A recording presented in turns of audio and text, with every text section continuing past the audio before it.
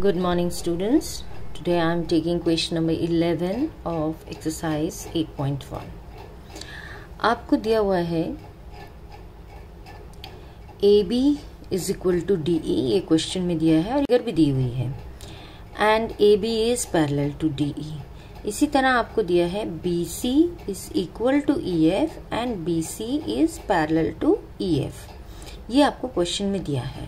अब to proof है पहले ABED इज अ पैरेललोग्राम, फिर आपको BEFC को पैरेललोग्राम बताना है, फिर आपको ACFD को भी पैरेललोग्राम बताना है और फिर लास्ट में आपको ट्राइंगल ABC और DEF को कॉन्ग्रुएंट बताना है.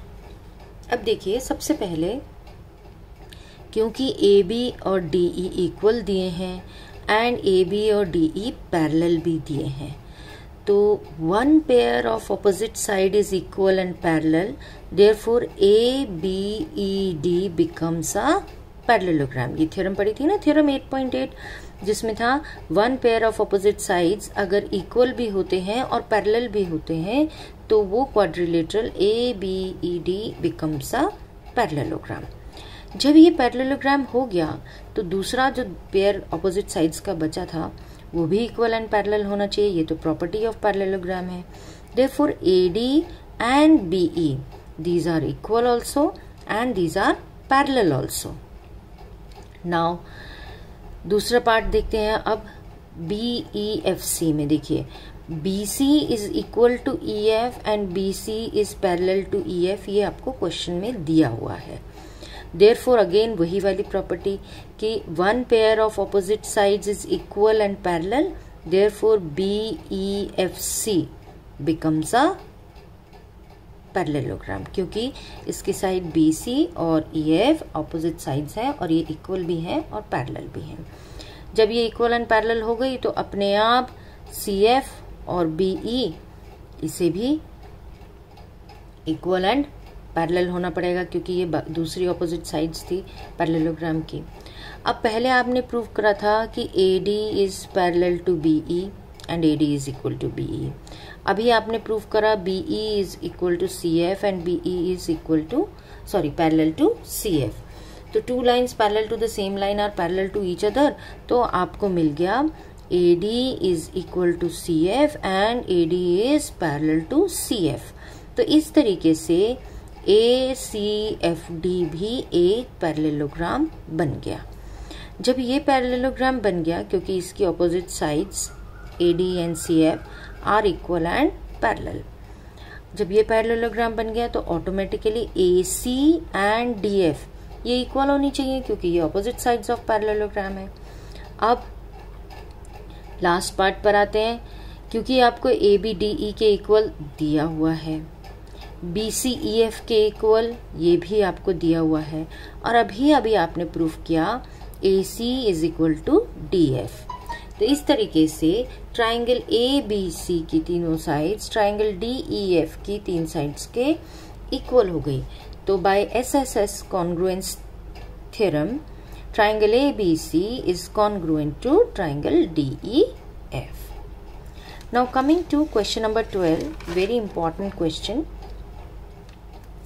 आपको दिया हुआ है कि ABCD एक ट्रेपेजियम है, ठीक है, और AB पैरेलल टू DC है, और आपको दिया हुआ है कि ये जो नॉन पैरेलल साइड्स हैं AD and BC these are equal.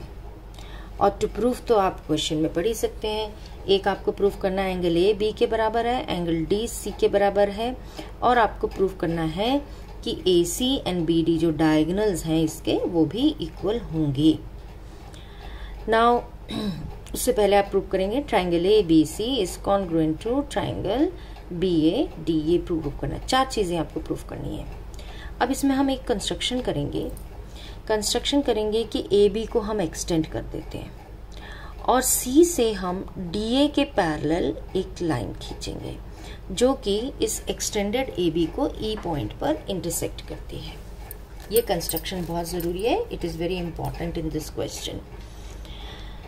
Now अब देखिए, AB आपको DEC के पैरेलल दिया ही हुआ था ना क्वेश्चन में.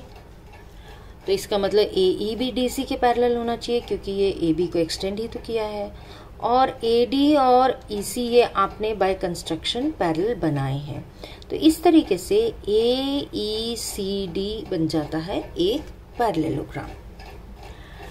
अब जब ये पैरेललोग्राम हो गया तो आप जानते हैं opposite sides of parallelogram are equal, तो AD and CE are equal. But आपको तो क्वेश्चन में AD एंड BC इक्वल दिया था, तो इसका मतलब हो गया CE and BC are also equal, therefore triangle BCE becomes an isosceles triangle. जब ये आइसोसेलेस ट्राइंगल हो गया तो ये एंगल 1, इसको 1 नाम दे दिया हमने, बार बार आपको CBE लिखने से अच्छा है एंगल 1 नाम दे दीजिए। एंगल 1 और ये एंगल E, ये दोनों इक्वल हो गए, angles opposite equal sides of the triangle. Now you know that angle 1 + 2, ये दोनों, ये एंगल B के बजाय हमने इसको 2 नाम दे दिया ताकि आपको कंफ्यूजन ना हो। एंगल 1 + 2 लीनियर पेयर फॉर्म कर रहे हैं तो ये बन गया 180।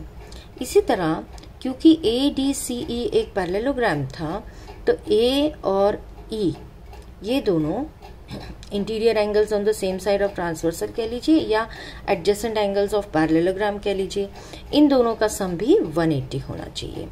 अब दो चीजें मिली हमें, 1 + 2 भी 180 है और A + E भी 180 है, तो हम 1 + 2 = A + E लिख सकते हैं क्योंकि ये दोनों 180 हैं। लेकिन 1 और एंगल E तो इक्वल था, इसका मतलब दोनों तरफ से 1 + 2 में से 1 कट गया और A + E में से E कट गया, that gives you angle 2 = angle A। This is nothing but angle 2 is nothing but angle B of the trapezium ABCD, therefore angle B = angle A। ये हो गया फर्स्ट पार्ट प्रूव। अब क्योंकि AB DC के parallel है तो A + D 180 होना चाहिए और B + C भी 180 होना चाहिए, that means A + D = B + C, but A और B तो अभी आपने इक्वल प्रूफ कर लिए, that means C angle = D angle. This is second part. अब आपको ट्राइंगल ABC और BAD को कॉन्ग्रुएंट प्रूफ करना है। इसके लिए एक हम और फिगर बना लेते हैं क्योंकि इसमें बहुत कंफ्यूजन ना हो आपको। तो अब हमने ये बना दी ट्रेपेजियम ABCD और इसके हमने ये डायगोनल्स बना दिए। हमें ABC और ये BAD को कॉन्ग्रुएंट प्रूफ करना है। देखिए इन दोनों में क्या है कि अभी अभी आपने एंगल A = एंगल B तो प्रूफ कर ही चुके हैं, AB साइड कॉमन हो गई, एंड AD = BC ये आपको क्वेश्चन में दिया था। By SAS congruence condition, these two triangles are congruent, then therefore AC = BD by CPCD। I hope ये कॉन्सेप्ट्स आपको समझ में आएंगे। Still if you have any difficulty ask me।